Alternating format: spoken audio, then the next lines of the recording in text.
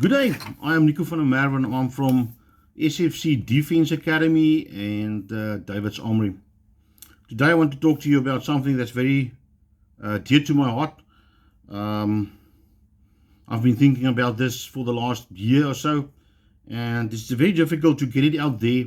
And how do you possibly work with this problem? Now, before I carry on, I just want to explain something to you. The security industry, and more specific, the firearms training industry in South Africa is at a very high peak right now. Everybody is doing the competency courses. They are getting their own firearms on their names for private use, for self-defense. And then there's a very small percentage of firearm owners that do the extra of taking part in training, getting more advanced training, skills development. And right, so before I go further, I just want to explain to you something. In South Africa, you get two types of training. The one part is the accredited training, like your basic competency, your business purpose, and then you have tactical unit standards as well. That's the accredited part. That means there is a law regulating the training regarding how do you present it, what is the standard it must be presented at, and it is part of the South African Qualifications Authority to monitor that type of training. And that's a training that you do where you receive a handbook, you sit in a class, you get a lecture, you are having an open book exam, closed book exam, and then you have a practical evaluation. Competency training, proficiency training. Then you have the non-accredited training part that is provided by many people in South Africa. Now, due to the security situation in South Africa, a lot of guys have a little bit of knowledge and skill, and they get on the train, and now they are suddenly providing you with training. Now, the question I normally ask myself, and I want to give you an insight in what I'm thinking. Now, normally, I don't know if you have ever been next to an ex-military or ex-police guy that spent a career in the military or spent a career in the police force, and they sit next to you in a movie, or you are watching something on the TV, and now suddenly he says, what you see over there, that's nonsense. And yeah, Steven Spielberg, he's showing stuff in movies like Saving Private Ryan and all the other movies that's very far from the truth. And you know what? The same goes with me, having been an instructor for 30 years. In the military, I was instructor for 11 years. For the last 20 years, I've been involved in training civilians with either formal training or informal training.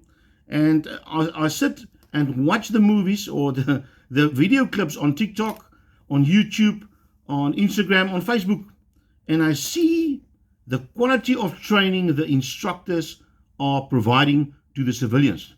Now, some of the training that is provided to civilians are of such tactically bad, strategically constructed, that I believe that if those students are going to apply those knowledge and skill in real life situations, they are going to get killed.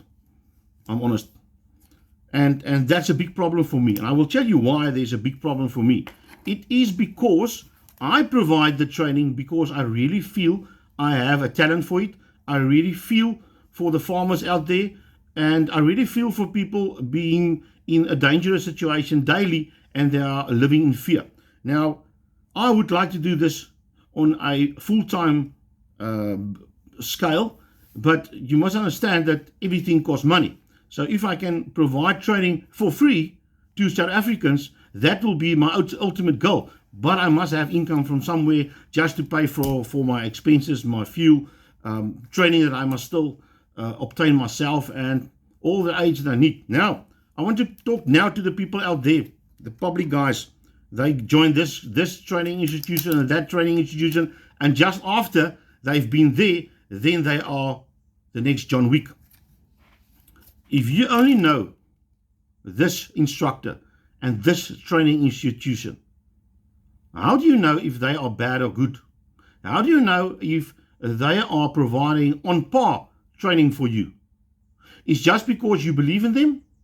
Or do you have a method of measuring if their training is on par or not? If you know this guy and you know his standard, then you can measure this guy up to each other. But if you only know one, you're not going to know if this guy is going to teach you bullshit and if this guy is going to teach you bullshit, because that's the only standard you know. And basically that's your field of comparing. You do not have anything to compare with.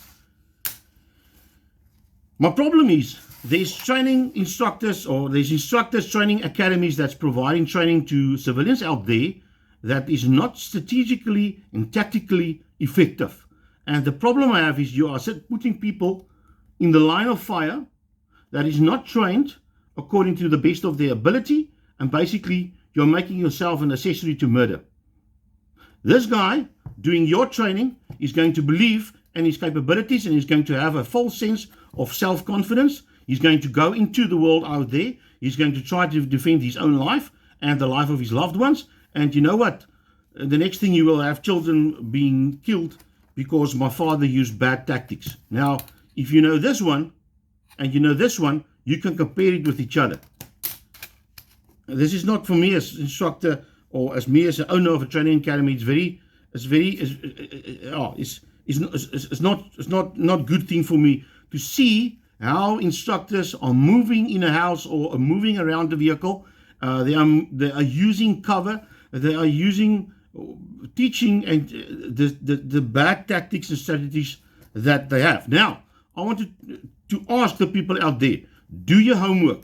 Do your homework regarding where are the best reputable instructors or training academies available in your area, and then you do the effort of just doing a little bit of homework. Ask the instructor, what's his credentials?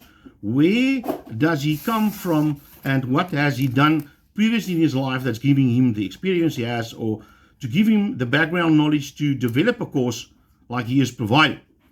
Now, if a guy is a sports shooter and a guy is an operational guy, very good. If he's only a sports shooter, then he don't have operational experience. So I have a problem with that, because sport shooting and tactical shooting different from each other.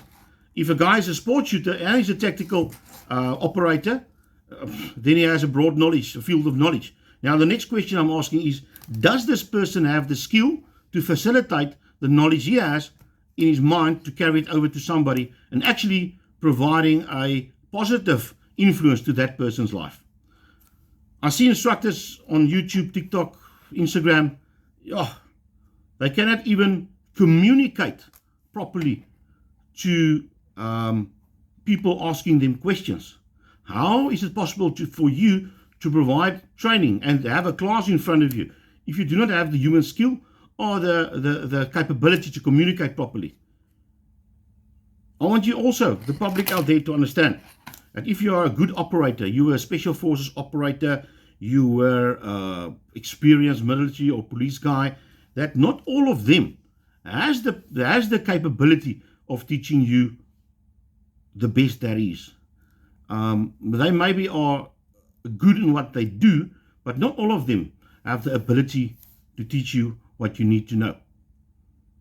Last thing, I'm having a problem with training academies, and now I'm talking only on my behalf, that's using a copy and paste method of developing their courses. This over here is my credentials, where I came from, what have I done before, and I really am proud to say that the knowledge I gain and the experience I gained with all the blood, sweat and tears, a lot of it. I've lost friends, I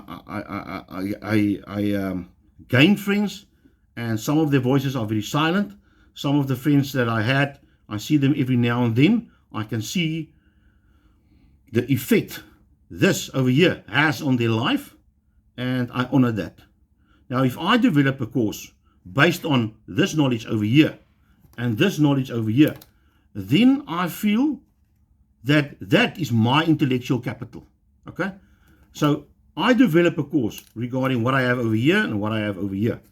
It's not for you out there to go and copy and paste my techniques or my strategies or my way of thinking and using it in a course of your own. Because the problem is, if you only see something from YouTube, you only have theoretical knowledge. You do not have practical knowledge.